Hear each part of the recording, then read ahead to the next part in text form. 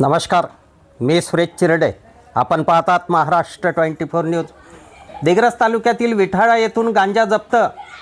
आज दिनांक 8 जून रोजी स्थानिक गुन्हे शाखा यवतमाळच्या टीमने पोलीस स्टेशन दिग्रस हद्दीतील विठाळा या गावातील दिलीप शंकर मसे वय 38 यांच्या राहते घरातून अवैधरित्या अंमली पदार्थ गांजा बाळगताना पोलीस स्टाफ व पंचासमक्ष 2475 ग्रॅम वजन इतका गांजा जप्त केला.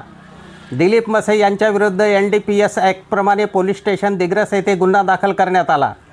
सदरची कारवाई API Pawan Rathod, PSI Kayande, head constable Sohel Mirza, head constable Bablu Chavan, head constable Mithun Jadhav, head constable Kishor Zendekar, police constable Amit Zendekar, चालक PC कुमरे, स्थानिक गुन्हे शाखा यवतमाळ यांनी यशस्वीरित्या कारवाई पार पाडली.